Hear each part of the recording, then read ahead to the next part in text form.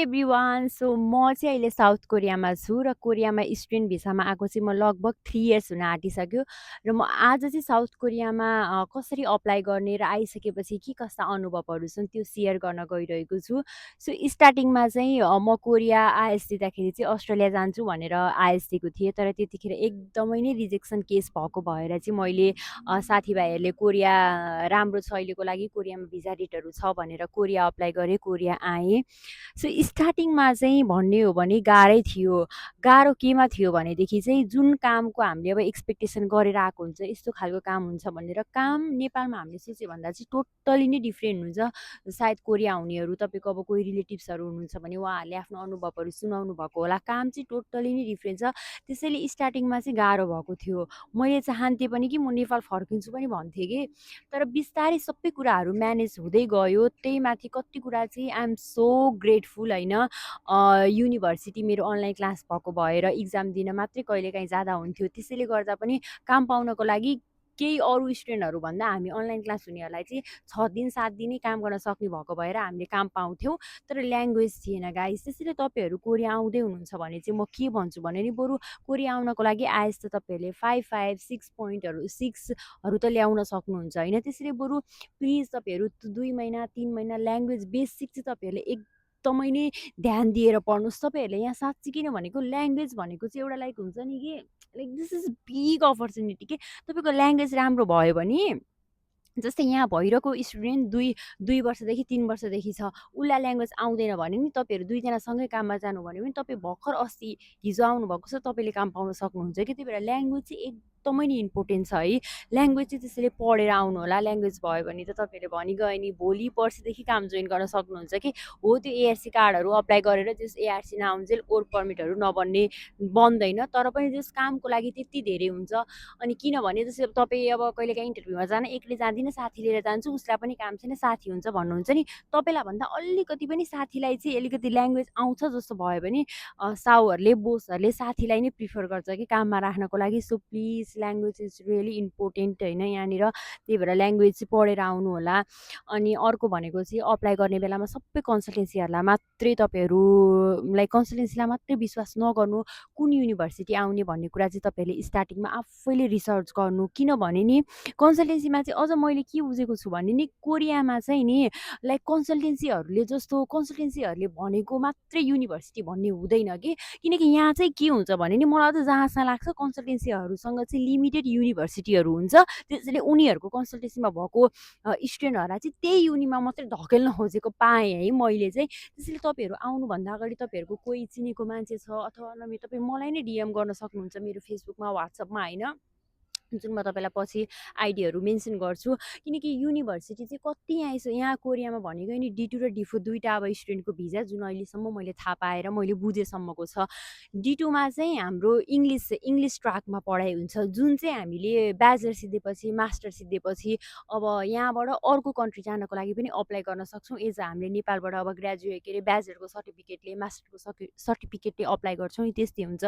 एउटा D4 code भनेको चाहिँ जस्ट कोरियन ट्र्याकमा हुन्छ कि। तपाईँहरूले आएपछि अझ मैले जहाँसम्म सुनेको छु D4 भिजामा चाहिँ 5 डेज रेगुलर विकली 5 डेज क्लास हुन्छ। अब तपाईँ आफै भन्नुहोस् 5 दिन क्लास गएर तपाईँले 2 दिन के काम गर्नुहुन्छ। त्यही माथि कोरियामा चाहिँ के छ भने हामीले चाहिँ अब युएस क्यानाडा अरू कन्ट्रीहरूमा चाहिँ पार्ट टाइम जब स्टुडेन्टहरूले गरेको सुनिरहेको छौँ नि, तर कोरियामा चाहिँ मोस्ट अफ के धेरै जसो यहाँ चाहिँ मन्थली नै हुन्छ कि, मन्थली नै स्टाफ राख्न लाइक प्रायोरिटी दिन्छ कि।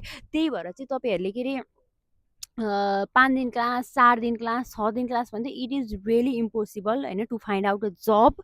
अनि त्यही भएर चाहिँ तपाईँहरू अझै अब हाम्रो कोरियामा चाहिँ अब अहिले कति धेरै आइएस दिएर D2मा पनि आउँदै हुनुहुन्छ नि त स्टुडेन्टहरू। त्यही भएर तपाईँहरूले चाहिँ अब ल्याङ्ग्वेज चाहिँ प्लिज ल्याङ्ग्वेज त म भनेको नि स्टार्टिङमा आउँदा मैले चाहिँ ल्याङ्ग्वेज पढेको थिइनँ कि। सो त्यही ल्याङ्ग्वेजले गर्दा चाहिँ मलाई डिफिकल्टिज भएको हो। नभए त यहाँ आइसकेपछि मेरो आफ्नै दादाहरू हुनुहुन्थ्यो, कामहरू लगाइदिनु भयो, रुमहरूको सबै कुराहरू साथीहरूसँग मिलेर सजिलो भएको थियो, कामले गर्दा अप्ठ्यारो भएको थियो कि साथीहरूसँग जाँदा पनि साथीहरूसँग भन्दा कम ल्याङ्ग्वेज मलाई भएको भएर चाहिँ यस्तो प्रब्लम भएको थियो नि। सो प्लिज ल्याङ्ग्वेज राम्रोसँग पढेर आउनुहोस्।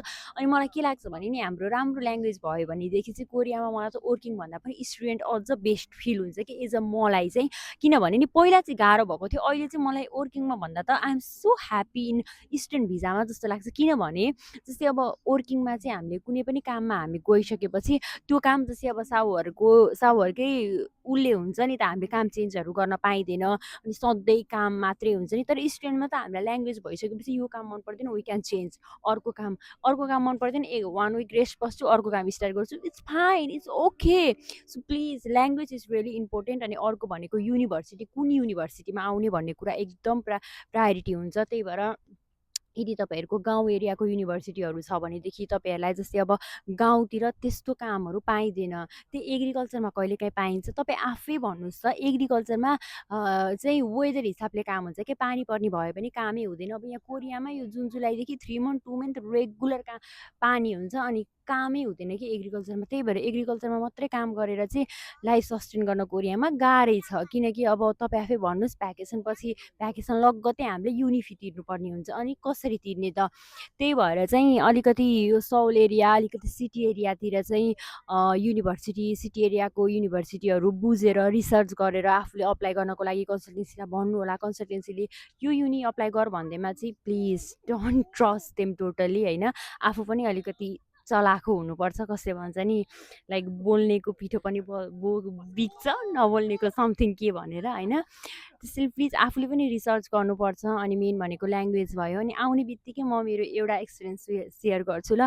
यहाँ चाहिँ कोरियामा मेट्रो स्टेसन बस स्टेसन भइहाल्यो कि, अनि मलाई चाहिँ मेट्रो स्टेसन कोरियाको एकदमै नै ठुलो लाग्छ कि होइन। सो अनि मैले लगभग 1 वर्षसँग त म साथीहरू अथवा सिनियर दिदीहरूसँग बाइक मेट्रो स्टेसनै चढ्थिनँ कि, म सधैँ बस चढ्थेँ कि।